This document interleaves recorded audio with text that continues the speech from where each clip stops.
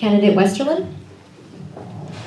So the answer to this is absolutely. I've been a vocal supporter of this since I announced my candidacy in March. It's been a critical part of my platform. It's absolutely a human right. And if you didn't know, St. Louis County is ranked dead last in counties in Minnesota for providing earned, safe, and sick time.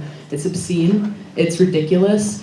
I just don't accept the argument that we're going to chase business away because we're Duluth and we expect more. And we expect more of our new employers. And personally, I want to ensure that the jobs that are coming to Duluth are good paying jobs, jobs that support their workers by making sure they don't have to work sick, or if they're sexually assaulted, that they're not going to be paid while they have to pursue that issue in court.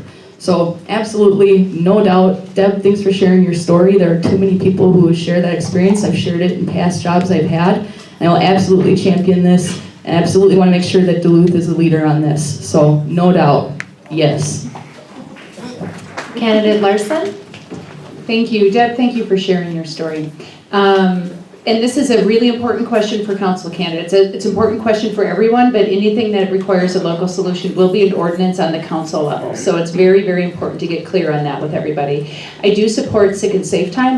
The biggest thing about this question that I really like, Deb, is the framework of local solution. I have seen policies in other cities that I don't think are the right ones for us. So what we need to do is build a coalition that is very thoughtful, that is working with businesses, that is hearing their concerns, that is answering as much as we can so that we can get people on board with the idea. I have door knocked somebody who came to the door with walking pneumonia and told me that she had to go in and work at a restaurant that night serving our food and she couldn't take the time off.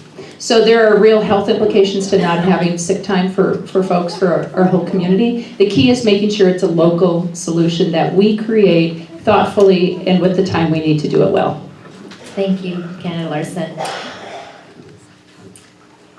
A reminder that we'd like you not to clap until the very, very end. The last two storytellers are for our mayoral candidate, Emily Larson, and Jamel is going to be speaking about mental health. Hello, my name is Jamel Jones. I have 4 daughters that live in Duluth. I'm a community leader at Community Action Duluth, and I'm working with a group of people trying to start a nonprofit organization for people in poverty.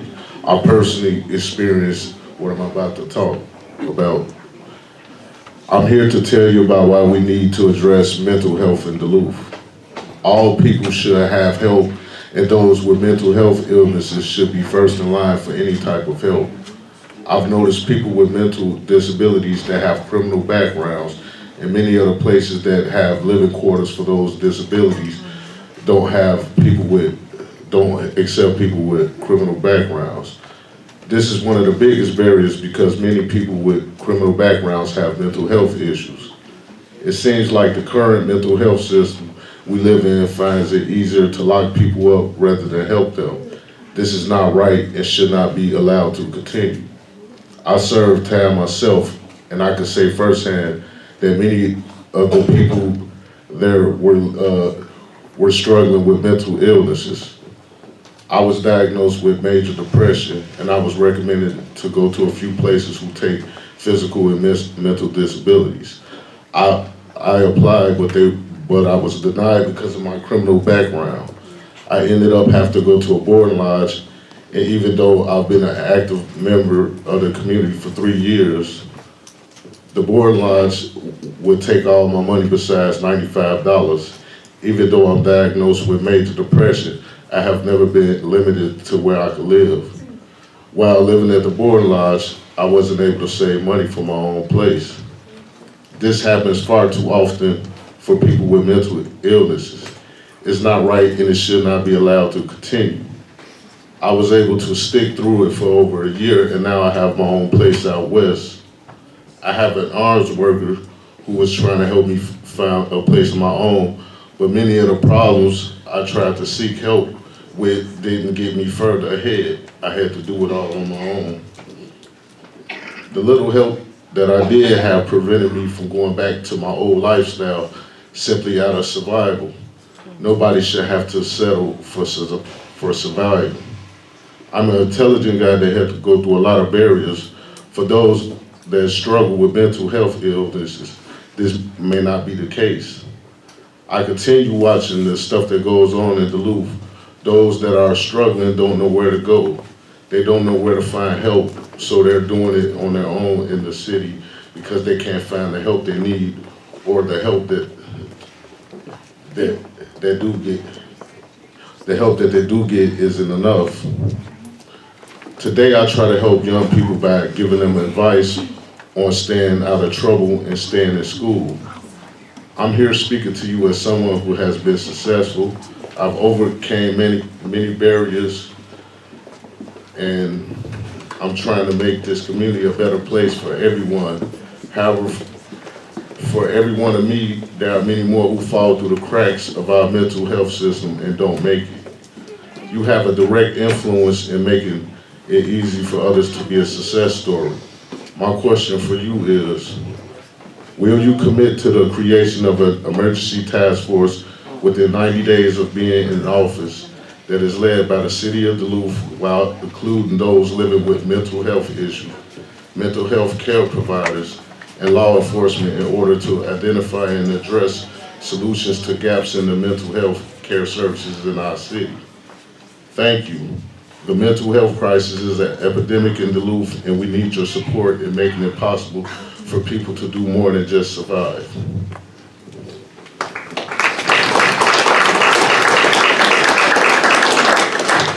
Thank you, Jamel. And candidate Larson, the floor is yours. Thank you. Jamel, thank you for sharing your story, and I'm really happy that you're in a place that you can share your story and talk about your experience. And I am really sorry that you don't have another mayoral candidate who gets to hear your story, who gets to hear every single one of your stories tonight, because you deserve answers to these really important questions. So thank you for sharing that. Mental health affects all of us, whether it's direct, whether it's indirect, whether it's our neighborhoods, whether it's our families. My answer is yes, I will commit to a task force, and it needs to be co-convened with St. Louis County, who is one of the major players in a positive way for mental health, not just for what they provide, but for the way they approach it, the services, all sorts of other things. So I don't think it rests solely with the city of Duluth, although I do see that when we as a community aren't strong, when we as a community put people at risk and people are vulnerable, that does fall on the city of Duluth. That turns into police calls, that turns into emergency room visits, that turns into self-medicating and all sorts of other risky behaviors for families. Thank you, candidate Larson. Really, that went so fast. Oh, dang, okay. And Karen is our next story. Can I do that? Oh. Karen is our next storyteller, and she's going to speak about racial equity. Thank you. Thank you all for being here tonight. Racism in 2015 is more about being denied positions of power and privileges if you are a part of communities of color. Good evening. My name is Karen Perry. I'm the newbie, and I have lived in Gary, New Duluth for almost 6 years now. I sit on the G&D REC, Gary New Duluth REC board. I am a mother of one wonderful son and 2 beautiful daughters. I am also a True North AmeriCorps member, serving my 2nd year at Stowe Elementary, where all my children have and currently attend. I am also a member of Take Action, Go Vision Duluth, a board member of CCAD, Cross Cultural Alliance of Duluth, The Table, Parent Action Council of Community Action Duluth, and a few others. To no surprise, I was not welcomed back at Stowe with open arms for my 2nd year. As you may already know, equity for communities of color in the workplace is an issue here in Northland. Well, you can multiply that by 5 out in Gary. We are so far west, and there are people who choose to capitalize on the fact that we seem to fly under the radar. Not many officials or folks, period, travel that far west willingly. We need your presence out there. Too many times I have heard very qualified people of color overlooked for positions obtained by their not so qualified counterparts, or given the job and fired for doing it too well. Or in my case, doing a wonderful job scoring above average on my evaluations, but not asked to return based on minor uncontrollable barriers, i.e. transportation, housing, children, sick stuff, you know. These excuses must be addressed. I hear employers saying they want to hire communities of color, but we're not applying. It's because we know it's just a matter of time before our lifestyles and/or cultural differences are used as an excuse to micromanage us right out the door. From condescending bosses to non-inclusive coworkers, or my favorite, micromanaging managers, looking for any excuse to say, goodbye, we tried. Meanwhile, Brent, the good old boy, has embezzled money, went on a drug binge, slept with the boss's wife, and what's his consequence? An all-expense-paid vacation to some recovery resort. Yet his job plus a promotion is waiting on him when he gets back. While Raheem has to explain to his family why there will be no Christmas this year because Daddy got fired for being late 3 times due to unreliable public transportation paired with road construction. Did I forget to mention that Brent has the company car even though he has his own car?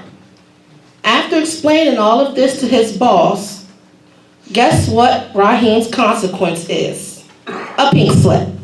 There are too many double standards in the workplace. I mean, Brent and Raheem was hypothetical, but this happens all too often. There needs to be people in place to expose these atrocities and hold businesses accountable for their actions. So my question, Emily, since you're the only one here, yes or no? Will you follow the lead of Minneapolis and commit to finding the full funding for 1 or more non-white equity coordinators who are committed to serving our city of Duluth? And will you also, yes or no, support these equity coordinators in completing a transparent review of Duluth's policies on hiring practices, public spending, and leadership, and how these policies could better engage and benefit the communities of color here in Duluth? I want to thank you all for listening and supporting all of our communities, and I look forward to your support on this issue that plagues our beautiful city. Thank you, Karen. Very nice. Candidate Larson, again. Very nice. Okay, before you start the clock, let me ask this. I was thinking I had 3 minutes for these answers. Gosh, did I screw up on that? And that's okay if I don't, but I just, before I start, Give her 3. No one else is here. I'll take 2, but just, it's a lot to cover in a minute, so I just want to know how far I can go. Okay, ready? 2 minutes? Sure. Okay, 2 minutes. Ready, set, go. Karen, thank you very much. You nailed it. Great question. Several things. First of all, at the very beginning, I got cut off. I'm going to talk really fast because there's a lot to say about the Human Rights Commission, our Human Rights Office, and the work that we do. We need to be doing more. I have incredibly high expectations for what we'll be doing in that area.